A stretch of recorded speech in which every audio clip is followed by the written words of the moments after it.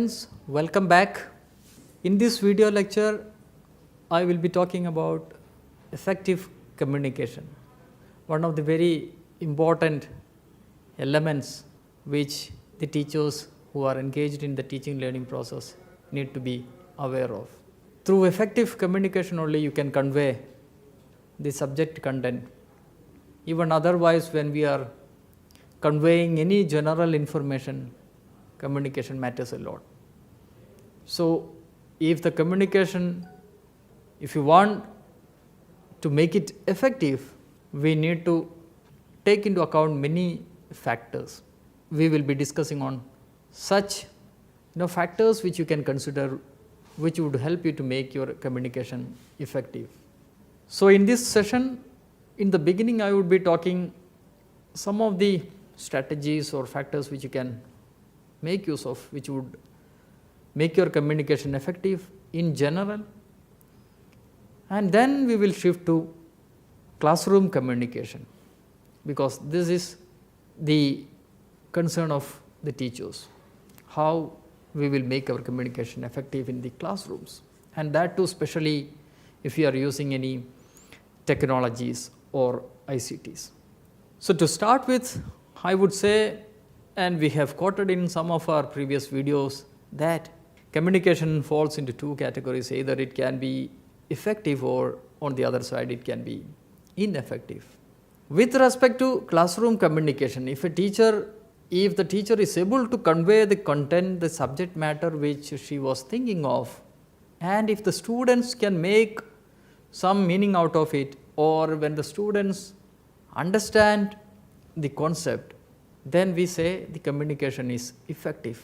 This is not only there in the case of classroom communication, but it is there in general in all the communications that we see, or the communication which people normally engage. Say for example, a communication which is done through the chatting services which are available in the WhatsApp or Facebook.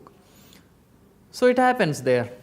I mean, the communication can be effective, and if it is not effective, then of course it is falling into the other category which is ineffective, and that is why we keep on sometimes in WhatsApp or Facebook, the messages keep on coming up, because the receiver might have not understood what the sender was thinking of. This is also pretty, common in the chatting messages or chat messages. But this should not be the case in the classroom communication, because we have a complete academic year, but we have syllabus also that needs to be completed in a couple of months or in a complete academic year. So, the communication has to be effective. The teachers should always try to communicate in an effective manner. So, friends, two types of communication, the effective and not effective or ineffective communication. Now, see, when we are talking about ineffective communication, there are many factors why it is making ineffective, why the students are not understanding the subject matter or any message which is conveyed by the teacher or any other authorities. And we have said that there are factors which hamper the communication, and we have mentioned about noise. They are nothing but the factors which hamper our communication, and it is disturbing the communication, which results in not reaching the message from the sender to the receiver. So, if you are talking about the various factors or the strategies which you can make use of for eliminating the barriers, I would say maybe the first one, as you should minimize the noise as far as possible. Very simple example we can quote in the case of classroom communication. Say for example, if the classroom is near the market, there can have disturbances from the market. The sounds which are there in the market can come inside the classroom. So, you need to take care of such outside disturbances or noises or sounds which are coming from such places.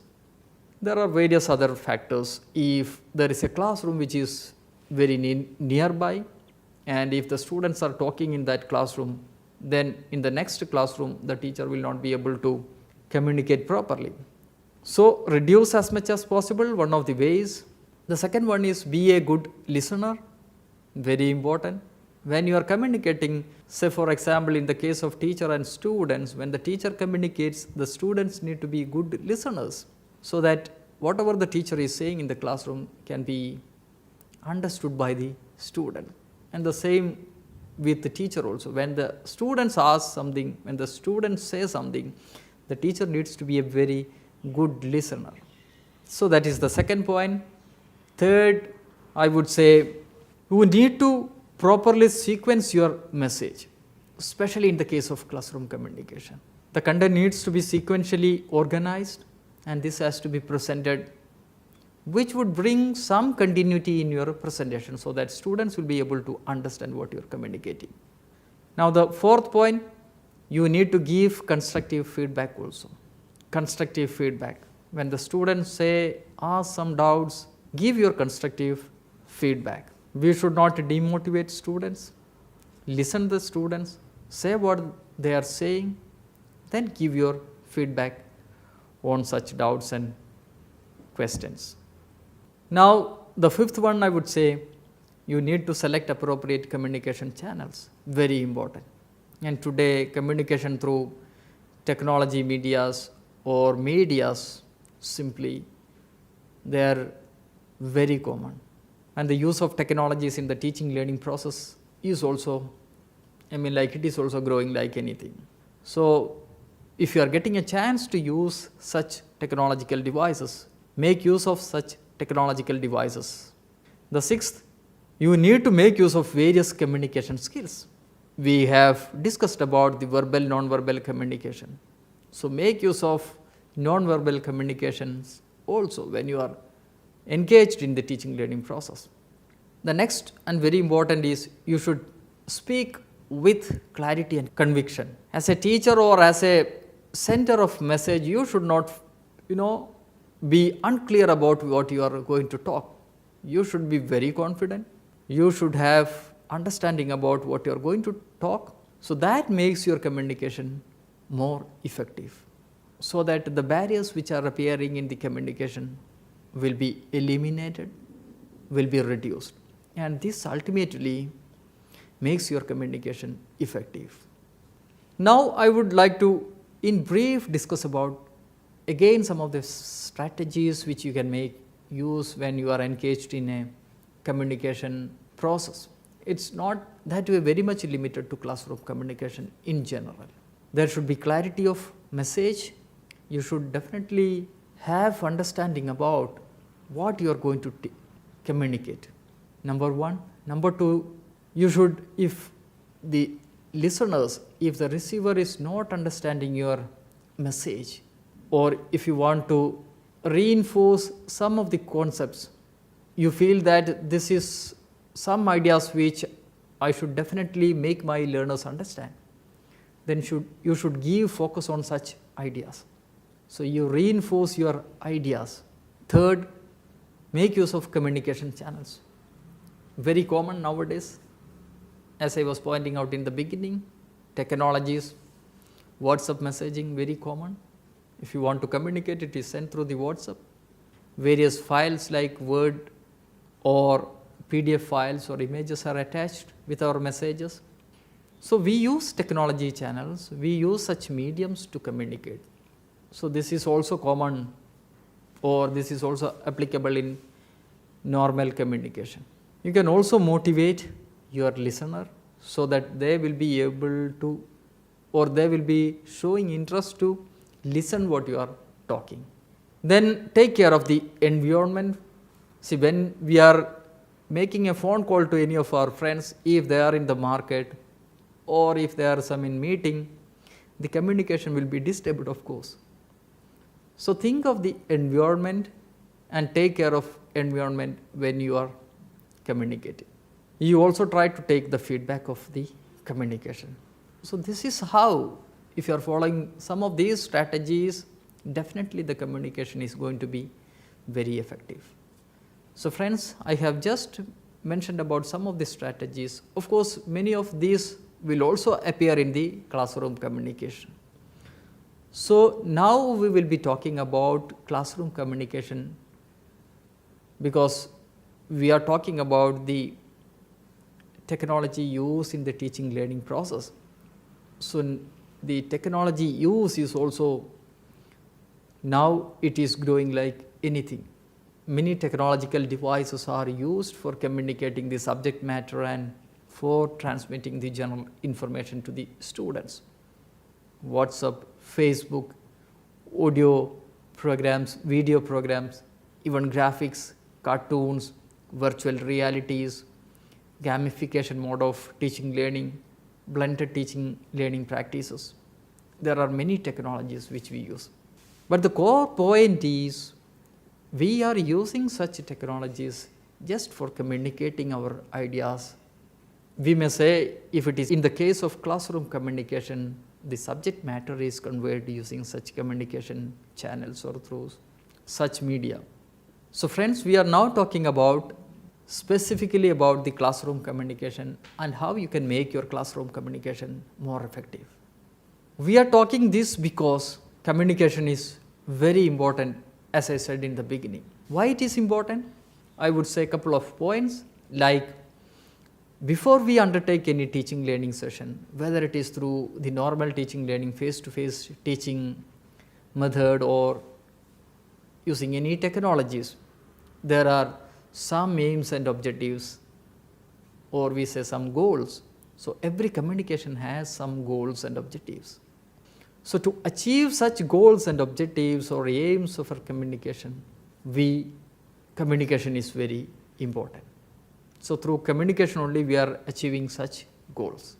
The second point I would like to bring out is the learning is made easier. See, there can have some topics which the students may not understand through the face-to-face lecturing method. So then in that case, why don't we make use of some video programs? Say for example, a practical in physics or chemistry. Rather than saying and you take so and so materials, mix so and so materials, this doesn't work, this doesn't make your communication effective. So in place of that, you make some video program and give that video programs to your students. Learning will be more easier. The third point, strengthen association between teacher and students. It's always an interactive process, the teaching learning activity, teaching learning communication. So you must develop an association between your student, for which communication is very important. So this makes your association more stronger, students and teacher association more stronger, learning more meaningful, communication more effective. The fourth point is positive learning environment. See teacher coming to the classroom, delivering a lecture, going back. There also communication happens, but the environment will not be too much favorable so that an effective communication is taking place and students are learning. No. So bring a kind of a positive environment, develop a kind of a positive environment so that you will be able to achieve your objectives and goals. Communication, as I said, will be more effective and learning will be more meaningful. So friends, this is why the communication we say or we consider as very important. So now we will discuss about some of the strategies which you can use. And these strategies are used, again I would focus, this is used to make your communication effective. And see some of the strategies, how you can make it. Make the content meaningful to the student, very important. The content is something, the students are belonging to a particular age group, sometimes this will be heavy for the students.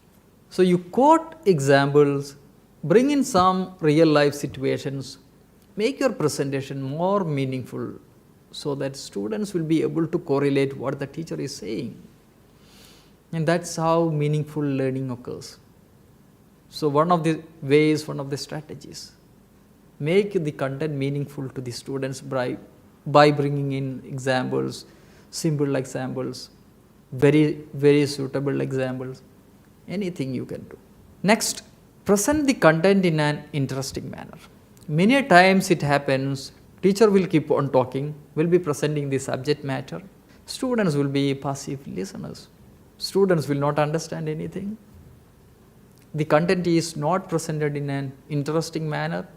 So make use of some strategies, like you can quote some examples, stories, bring in some technologies, graphics, pictures, some case studies, scenarios, all those you can bring in when you are presenting a content. So content should be made interesting to the learner. Organize content according to the age level of the student. See, there are some topics which we teach in the lower classes, higher classes. The same topic is taught in the higher classes also. But the way the content is taught in the primary class will be different from the way it is taught in the higher classes. Why? Because in higher classes, the students are grown-up students. So that difference will be there. So think of that difference, their age level, experiences, their previous knowledge. All those need to be considered when we are making any presentation, when we are engaged in the communication process. Next, properly blend the verbal and non-verbal communication. There are situations where teachers stand in the middle of the classroom, maybe 40-45 minutes duration. The whole content is presented simply standing at the middle or at some other points in the classroom. Very static that way. Whenever we are making any verbal communication, when we are talking, lecturing, you always supplement non-verbal communication also. And that's why our faces, facial expression matters, hand movements, our gestures, body movements. You can bring all those movements when you are talking. This also conveys meaning to the student. So you should remember that when you are engaging in the verbal communication, it should always accompany the non-verbal communication styles also, very important. Then you should have an eye contact with the student. See, some students sometimes feel the teacher is not listening to me, the teacher is talking to couple of or only few students. This is because you are not making an eye contact with the students. So when you are engaging in the communication process, look at all the students. They should feel that the teacher is talking to them. This is very important when you are engaging in the teaching learning activities or communication process. The next is speak at a moderate pace. The classroom is having a heterogeneous group of students. Each student is different from the other. There are students who can easily understand what teacher is talking about, but on the contrary, there are students who do not understand what the teacher is talking. The cognitive abilities are different. Each of the students are different from one another. So be at a moderate pace, moderate speed, so that each and every student sitting in your classrooms understands what you are talking, what you are teaching them. Very important. You should not talk at high speed, because this will not be understood by students who are difficult to understand when we speak with a higher speed. So be at a moderate speed whenever we are engaging in a communication process. Next, develop a rapport with the students. Very important, develop a rapport, but I would also say it should not cross the limit. Maintain a distance with your students, but they should feel that this is my teacher. I can easily communicate with my teacher. I can discuss anything with my teacher. So bring in that kind of a rapport where students should not feel uncomfortable with your presence or when you are engaging in the teaching learning process or in the communication process. The next is you should use a proper body language. As I said, there are teachers who are standing in the middle for a complete 40-45 minutes duration or at any corner of the classroom. Some teachers sit and engage in the communication process. So even if you are standing or sitting or whenever you are engaged in the teaching learning process, at times you also need to go to the students if they are engaged in some group activities. So when there is a body movement, when you are standing or sitting or walking, should have a proper body language. Very important. Next is about the sense of humor. It should not look like you are very serious or you are very, flexible. So bring in some kind of a humor when you are making your presentation, when you are communicating in the classroom. It should not be like artificially made. You can correlate with some incidents, some examples, all those can be brought in when you are making communication. The next is encourage listening and feedback. Very important, friends. It should not be like a presentation of a content from the teacher's side. You present the subject matter, give some time to your students, take the students' feedback, then you continue your presentation.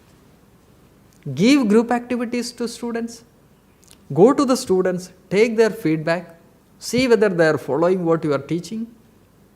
So listening and feedback is very important in the classroom communication, which would make it, of course, an effective communication. Next is avoid communicating in extreme emotional states. Say for example, I have some issues at my home and I am going to teach my students. So already I am disturbed. Or when you are coming to your educational institution, you have seen some people quarreling, fighting. So such bad incidences also create some kind of a disturbance in our mind.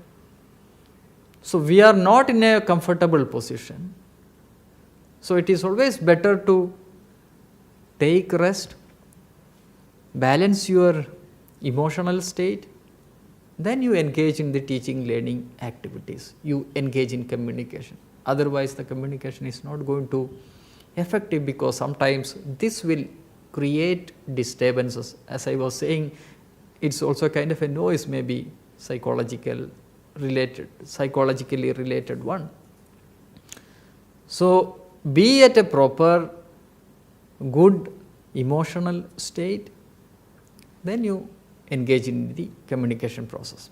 Very important next one, make your message very lucid and simple. We have already discussed one of the strategies which is very similar. Make it very simple, your presentation, because the students are very heterogeneous, different abilities, different understandings, different previous experiences. So you should think of all these and make your presentation very simple, so that each and every student sitting in the class will be able to follow you, understand you. The other very important factor or strategy is you should move around in your classroom. Don't be at a position in the front always. You can move around when you are making presentations or when you are communicating. So this gives a feel that the teacher is coming to me, the teacher is listening me, and this is how communication will be made effective. The next point is be a listener. When we were talking about the listening and feedback, we have made a mentioning of the listening of the teachers.